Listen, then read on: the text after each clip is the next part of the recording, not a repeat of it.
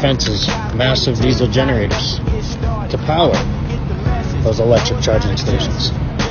So in all reality, you green people, you still need your diesel to charge your car. Americans frustrated and stranded in airports across the country. But at the southern border, illegal migrants have no problem catching a flight. At the top of the show, we told you that the same Pentagon that refused during the last administration to protect our borders is assisting this administration, the Biden administration, in illegally moving illegal migrants throughout the country using military resources, specifically at Laughlin Air Force Base, but maybe not just Laughlin Air Force Base. Rumors of illegal immigrants coming into Jacksonville overnight, thousands of them.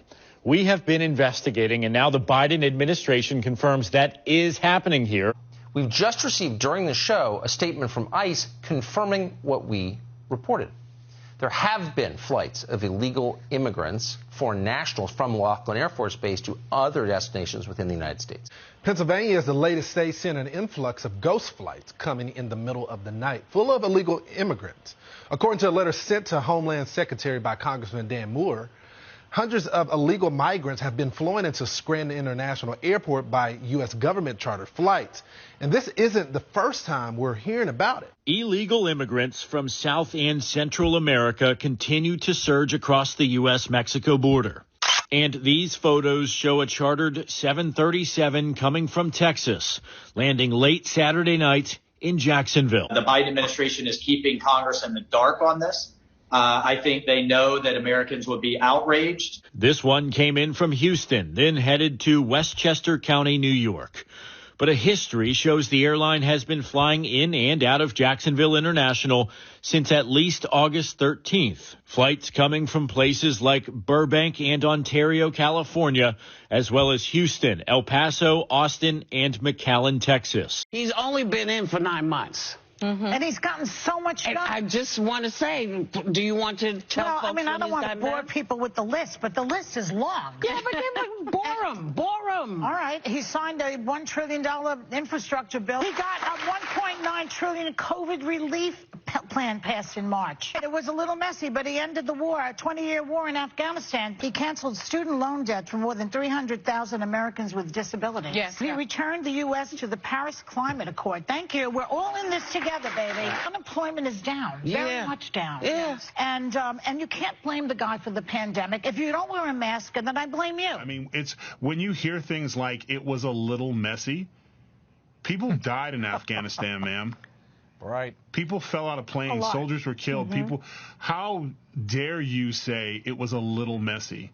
My man cave is a little messy. You understand? That is the problem with the elite telling us how the world really is. Well, this is the only way we're going to clear up bureaucracy and big government and unimportant branches that develop in order that a man can feel more important in his particular bureau. But you've got some friends who are liberals. I'm liberal. Come on. You're liberal. Of course. I'll bet you $100 you're not going to vote for Tom Hayden in California. Well, I don't think that Tom Hayden is liberal. I understood liberal as, maybe I read the wrong dictionary, but I thought that a liberal was a man who would listen to everybody's point of view and then make up his mind what he was going to do. I made up my mind pretty fast, but I don't know of any of these so-called liberals that listen to anything but their own mouth. Pardon my English. So today, I'm bringing you a new series called Reacting to the Woke Left. I'm very excited about, well, I'm not really excited about it. The left drives me nuts. Oh, God. Essentially, what happens? You guys send me the videos and the pictures or whatever weird the left's doing at the moment, and I react to it. Thank you, again, for torturing me with this bullshit. Let's get right into it. Here we go. Okay. Not the fucking terrorizing! My motherfucking unit! They terrorizing! Is there more of this lady?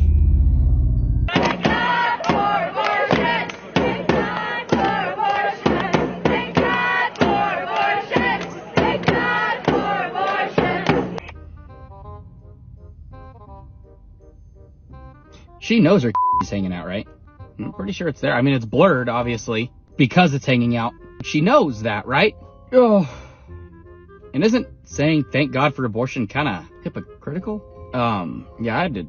I'm really... If you're more left-leaning politically or would consider yourself woke, I want to have a quick conversation.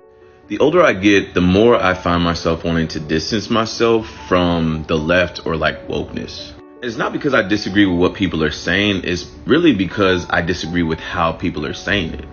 One of the many things I love about MLK was his moral integrity and then also his moral consistency.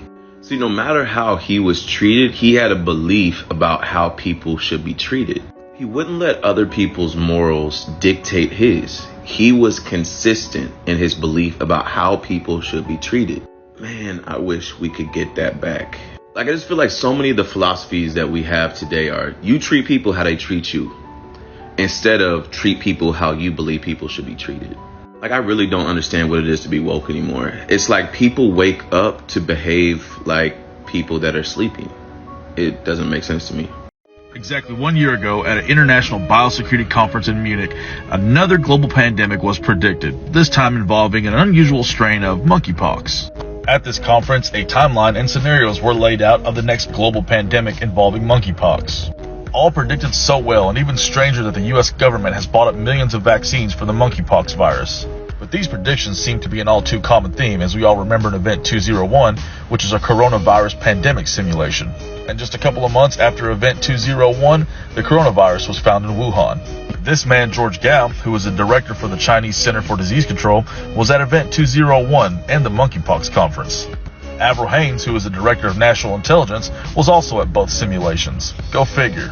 And of course, we can't put it past Bill Gates to be involved in something like this. Months before the monkeypox simulation in Munich, Bill Gates warned the WHO to practice germ games to prepare for a bioterrorist attack. If you can't see that they're doing this to us, there's no hope for you. And this is what I mean by the next American Civil War. Like, all those foreign people that were chanting death to America, they didn't stop chanting death to America. They started planning death to America. And the Department of Homeland Security has literally come out and said that they have come across intelligence that they are very close, or that they have probably already succeeded in completing this plan. And we're still talking about George Floyd, impeaching Donald Trump, Joe Biden, like, yo, they could EMP us and we would still literally point at each other instead of them. This is literally only helping them and hurting us.